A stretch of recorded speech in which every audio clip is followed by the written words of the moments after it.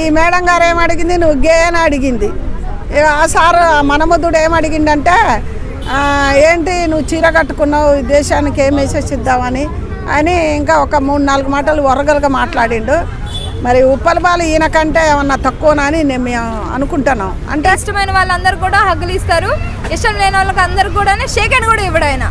ఏమంటారు, కోతి ఆహా అంటే కొండంగలు కూడా ఆహా అన్నట్టు. డాడీ అగ్ని పరీక్షలో ఉప్పల్ బాలుకు అవమానం జరిగింది, దాని మీద మా ఒపీనియన్ ఏంటంటే, ఇప్పుడు సెలక్షన్ ఎంతమందో దానికి అప్లై చేస్తారు. మీరు అగ్ని పరీక్షకు సెలక్షన్ అయినాకనే వీళ్ళు మమ్మల్ని నిజంగా చేసిరని చంకలు కొట్టుకొని పోయినరు. పోయినాక ఉప్పల్ బాలు గురించే చెప్తా. ఉప్పల్ బాలు ఆడిపోయినాక ఈ మేడం గారు ఏమడిగింది, నువ్వు గే అని అడిగింది. ఆ సార్ మనముద్దుడు ఏమడిగిందంటే, ఏంటి నువ్వు చీర కట్టుకున్నావు, దేశానికి ఏం మెసేజ్ ఇద్దామని అని ఇంకా ఒక 3-4 మాటలు వరగలుగా మాట్లాడిండు. మరి ఉప్పల్ బాలు ఈయన కంటే ఏమన్నా తక్కువనా అని మేము అనుకుంటున్నాం. అంటే నవదీప్ కంటే ఏమన్నా తక్కువనా అంటే, ఈయన సినిమాలు తీసి నేను హీరోగా అవార్డుల మీద అవార్డు, నంది అవార్డులు అన్నీ తీసుకున్న వ్యక్తి ఏం కాడు. ఎందుకంటే ఏదో సినిమాలో 1 దాంట్లో 2 దాంట్లో హీరోగా చేసిండు. మరి జడ్జిమెంట్కి పిలిచేట వాళ్ళకి ఏం లేదా, మంచోడా చెడ్డోడా, సెలక్షన్ ఎలా చేయాలా అన్నది ఒకటి ఆలోచించి మాట్లాడాలి. ఒక మగ వ్యక్తి ఉప్పల్ బాలు ఒక పేదింటి బిడ్డ, ఆ పేదింటి బిడ్డను పట్టుకొని గేయనని ఒక ఆడిది ఆడ కూర్చున్న ఆడిది అడుగుతుందంటే ఆయనకి ఎంత అవమానం. పిలిచి అవమానించినట్టే కదా, పిలిచి కొట్టినట్టే కదా. నీకు ఇవ్వకుంటే ఇష్టం లేకుంటే నీకు ఇయ్యను, నువ్వు దీనికి అర్హుడు కాదు, లేకపోతే నీకు రాదు అని అన్న ఉప్పల్ బాలు గమ్మున వచ్చినావు ఏమో. అది కాకుండా నువ్వు చీర ఎందుకు కట్టుకున్నావు అంటే, మరి పాత సినిమాలో చాలామంది కట్టుకొని, ఇప్పుడు రాధిక వాళ్ళ భర్త కొజ్జోళ్ళ వేషం గే వేషం వేసి ఆ సినిమాలో చేసిండు. అందరికీ మీకు గుర్తే, ఆయనకు మంచి పేరు వచ్చింది. మరి ఆయన అంత మంచి సినిమాల చీర అది కట్టుకొని ఒక సినిమానే చేసిండు ఆయన. మరి రాధిక పెనిమిటి అంటే ఆయన ఎంత పెద్ద హీరో. మరి అలాంటి వాళ్ళు చేస్తే ఈయన ఒక కంటెంట్ కోసం చీర కట్టుకుండు ఉప్పల్ బాలు. ఆ చీర ఎందుకు కట్టుకున్నామంటే కంటెంట్ కోసం, కడుపు కోసం, ఫ్యామిలీని బతికించుకుంటున్నాను కోసం. ఎందుకంటే మీరు కూడా పైసల కోసం అక్కడ కూర్చుర్రు కదా. మరి అది యాది మర్చిపోయినరా ఈ 2-3 జడ్జిమెంట్లు. ఆయన కొత్తగా వచ్చిన ఆయన కూడా వేరే వాళ్ళని ఏందో మాట్లాడుతుండు. అజిత ఎవరో ఉన్నాడు ఆయన కూడా మొన్న కొత్త పిచ్చకాడి పొద్దారు కదా, ఆయన కూడా ఇట్లనే బిగ్ బాస్కి వచ్చి అక్కడ కూర్చోబెట్టిండు. ఆయన పాత సీనియారిటీ ఆయన దగ్గర ఏం లేదు. ఒకటే కూర్చున్న వాళ్ళది తప్పు కాదు, కూర్చోబెట్టేటోళ్ళది తప్పు.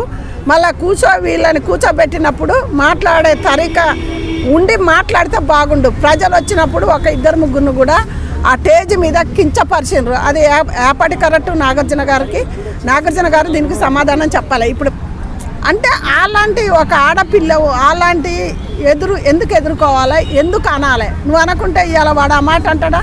మాకే మంచిగా అనిపించటం లేదు. అందు గురించే ఒక్కసారి నవదీప్ ఆలోచించి మాట్లాడితే బాగుండు. ఉప్పల్ బాలు పాపం చాలా కన్నీరు ఏడ్చినట్టే బాగా ఏడుస్తాడు. ఆయనకు ఎంతమంది అభిమానులు ఉన్న సంగతి దేశం మొత్తం తెలుసు. ఎందుకంటే ఆయనది ఒక చిన్న పిల్ల మెదడులాగా చేస్తాడు. ఎందుకంటే ఆయన మొదటి నుంచి అంతే అలానే బతుకుతాడు. వాళ్ళ అమ్మని సాగుకుంటుతాడు. నీ కోటేశ్వర్లు నీ అలా ₹1,00,000 జాబోడు కూడా తల్లిని చూసుకోడు, తల్లిని అంత ప్రేమించుతాడు. అదే ఆయన కాడున్న గొప్ప మనసు. ఏ పీదోడైనా ఒక 5,000 ఎవరన్నా ఇచ్చిందనుకో అలా ₹1000 దానం చేస్తారు. మీ బతుకులు అవి కూడా కాదు. ఉప్పల్ బాలు అనే అర్హత ఎవరికి లేదు. ఉప్పల్ బాలుని చాలా మందిని పాల్వర్సనే కానీ ప్రజలే కానీ మంచిగా సంపాదించుకొని ఉన్నాడు ఉప్పల్ బాలు. ఒకసారి అది ఆలోచించుకుంటే బాగుండు. ఆలోచించకుండా వాళ్ళు మాట్లాడినరు. వాళ్ళని కూర్చోబెట్టిన నేను ఏ ఈడేలని అదే చెప్తా, ఉన్న నిజాలు చెప్తా. ఎందుకంటే నాగార్జున గారు ఏం డబ్బులు ఇవ్వలేదు, సోషల్ మీడియాలు కాదు. డబ్బు బంగారం మనం చచ్చిపోయినప్పుడు ఏది రాదు. నాగార్జున గారు నువ్వు పిల్లికి బిచ్చబెట్టమని దేశం అంతా తెలుసు. కానీ ఈ బిగ్ బాస్ వల్ల పేదవాళ్ళని పిలిచి అవమానించకుండా పేదవాళ్ళని పిలిచి ఏదన్నా చేస్తే బాగుంటుందని ప్రజలు బయట ప్రతి ఒక్కళ్ళు అంటుండ్రు. వాళ్ళు అంటుర్రనే నేను చెప్తాను. ఇంకా నవదీప్ని అయితే తిట్టారా అని తిట్లు. ఈయన మీద కూడా ఈయన బుద్ధిమంతుడా, ఈయన సంవత్సరా, ఈయన బతుకు పోలీస్ స్టేషన్ తిరగలేదా, డ్రగ్స్లో చిక్కలేదా అంటుండు. ప్రజలు అంటుర్రు. నీకు మేము చెప్తాను, నువ్వు వినాలి. ఎందుకంటే అలాంటి మాటలు ఎందుకు అనిపించుకోవాలి? ఎందుకంటే నువ్వు దేశానికి ఏం మెసేజ్ ఇస్తావని నవదీప్ అన్నావు.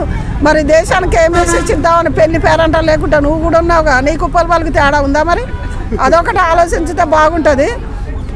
నవదీప్ అంటే ఇంతకుముందు ఏదో కొద్దిగా అని అనుకున్నాం, కానీ ఉప్పల బాలిని గే నువ్వు చీర ఎందుకు కట్టుకున్నావు గే నామన్నది. ఈయనేమో చీర కట్టుకున్నా. మరి చీర చాలామంది హీరోలు కట్టుకుని వాళ్ళందరూ ఎందుకు కట్టుకున్నారో అదొక్కటి ఇప్పుడు ఆలోచించు. నవదీపు రాధిక గారి భర్త ఒకటి కొజ్జ వేసి ఆ సినిమాలో ఫైట్ చేసిండు, ఆ సినిమా హిట్ కొట్టిండు. లాలస ఎవరో ఉన్నారు, మరి ఆయన చీర కట్టుకున్నాడు. ఎందుకు కట్టుకున్నావు అని ఎవరన్నా అడిగినరా ప్రజలు? అది సినిమా బతుకు. ఏదో మేకప్ వేసుకొని కడుపు కోసం డబ్బు కోసం ఏది చేస్తే అది చేయాలి. ఆయన కూడా అదే ఒక కంటెంట్ చీర కట్టుకోమన్నాడు, చేస్తాడు. దానికి చీర కట్టుకుంటే తప్పు ఎలా అయిందో నవదీపు నువ్వు కూడా చెప్పాలి. నువ్వు దీనికి సమాధానం చెప్పి తీరాలి. నువ్వు జడ్జిమెంట్కి మీరు ముగ్గురు కూడా ఆ జడ్జిమెంట్ చేయకుండా పక్కకు తొలగండి. వాళ్ళ జడ్జిమెంట్ గురించి మాట్లాడుకున్నట్టయితే అస్సలు నాకు వాళ్ళ జడ్జిమెంట్ అయితే అస్సలు నచ్చలేదు. ఎందుకంటే బిందు మాధవిని ముందు సీజన్స్లో విన్నర్ చేశారు కదా, విన్నర్ చేసి ఆడపులి అన్నం అయితే జరిగింది. సో ఇంకా తోపులా ఫీల్ అయిపోతుంది. నవదీప్ అయితే చెప్పవసరం లేదు, ఊరు నుంచి వచ్చావా అన్న అక్కడి నుంచే మనం చూస్తాం నవదీప్ని. అసలు ఎట్లుంటుంది ఏంటి ఎలా మాట్లాడతారు అనేది. అభిజిత్ గారి మీద కొంచెమైనా ఒపీనియన్ ఉండే మంచిగా. సో ఆయన కూడా ఇప్పుడు చూస్తే మొత్తం పోయింది. అంటే ఇష్టమైన వాళ్ళందరూ కూడా హగ్గులు ఇస్తారు, ఇష్టం లేని వాళ్ళకి అందరు కూడా షేక్ హ్యాండ్ కూడా ఇవ్వడు ఆయన. అట్లా తయారైంది బిగ్ బాస్. అసలు ఎందుకు అగ్ని పరీక్ష పెడుతున్నారు, ఎందుకు కామనర్స్ని పిలుస్తున్నారు, అసలు ఎందుకు వాళ్ళని తిట్టి అవమానించి హట్ చేసి పంపిస్తున్నారు అనేది నాకైతే అర్థం కావట్లేదు. సో ఇప్పుడు అభిజిత్ కానీ మిగతా కంటెస్టెంట్ అంతా ఉప్పల బాలుది అనేది చాలా కాంట్రవర్సీ, దాన్ని ఎలా చూస్తారు? అవును, అసలు ఉప్పల్ బాలుని రిజెక్ట్ ఎందుకు చేశారు నాకు అర్థం కాలేదు. ఎందుకంటే ఆయన చాలా కష్టపడి ఎలాగో ఒకలాగా ప్రజల్ని, అంటే ఎవరైతే మనం ఉన్నామో వాళ్ళని ఎంటర్టైన్ చేసి, అలాగా ఇప్పుడు చాలామంది చూసుకున్నట్టయితే బెట్టింగ్ యాప్స్ చేసి మరీ పైకి వచ్చే వాళ్ళు చాలామందిని మనం చూసాం. ఆయన కష్టపడే పైకి వస్తారు కానీ బెట్టింగ్ యాప్స్ కూడా చేయలేదు. సో అలాంటి పర్సన్ని ఎందుకు రిజెక్ట్ చేస్తారనేది నాకు అర్థం కాదు. ఫస్ట్ థింగ్, రిజెక్ట్ చేశారు. నువ్వు ట్రాన్స్ అనడం అది ఎంతవరకు కరెక్ట్? ఇప్పుడు ఆ బిందు మాధవిని కానీ నవదీప్ని కానీ వీళ్ళని ఎవరినైనా సరే లెస్బియన్ ఇంకేమైనా వర్డ్స్ యూజ్ చేస్తే వాళ్ళు రిటర్న్ క్వశ్చన్ తీసుకుంటారా అని నేను అడుగుతున్నాను. అలాంటి పర్సన్ని పట్టుకొని ఇప్పుడు ఫామ్లోనే చెప్తారు కదా వాళ్ళు మేలా ఫీమేల్ అనేది. వీళ్ళు చూసుకోలేదా, లేకపోతే కావాలని కాంట్రవర్సీ అవ్వాలనా, లేకపోతే రేటింగ్ గురించా? అంటే వీళ్ళు షో హిట్ అవ్వాలంటే వీళ్ళు ఏదైనా చేస్తారనమాట. అవునా, ట్రాన్స్జెండర్ ఏంటి వాళ్ళు ఏదైనా అంటారు, ఎక్కడికైనా వెళ్తారు. చాలా వరస్ట్గా ఉందండి అస్సలు బిగ్ బాస్ అగ్ని పరీక్ష అనేది నాకు అస్సలు నచ్చలేదు. శ్రీముఖి ఆయన రన్నింగ్ రాజా అనే ఆ పర్సన్ వస్తే ఆయన దగ్గరకు వచ్చి మాట్లాడుతున్నారు. దగ్గరకు వచ్చి చంప పగులతో దగ్గరకు వచ్చావంటే అంటుంది. వేరే వాళ్ళకి వెళ్ళి నువ్వు హగ్గిస్తావా, నువ్వు షేక్ హ్యాండ్ ఇస్తావా, నువ్వు అంత సపోర్ట్ చేస్తావా? మీది మాది మదనపల్లి, మీది మాది నిజామాబాద్, అప్పుడు ఓకేనా నీకు? అంటే మీ ఊర్లు కలిస్తే ప్రాంతీయ భాషలు కానీ ఊర్లు ఏవి కలిసినా నీకు ఓకే. ఇలాంటి వాళ్ళు మాత్రం నువ్వు అంటే ఊరు నుంచి వచ్చారు అనే కదా. అంటే ఇంత డిఫరెన్షియేషన్ ఎందుకు చూపిస్తున్నారా అనేది నాకు అస్సలు అర్థం కావట్లేదు.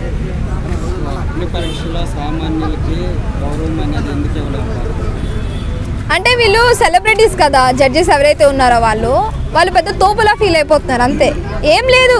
వాళ్ళు కూడా మనం ఓట్లు వేస్తేనే వాళ్ళు ఈరోజు విన్నర్ అయ్యి ఇక్కడ ఆ బిగ్ బాస్ అగ్ని పరీక్షలో జడ్జెస్ అయ్యారు. అది వాళ్ళు మర్చిపోతున్నారు అంతే.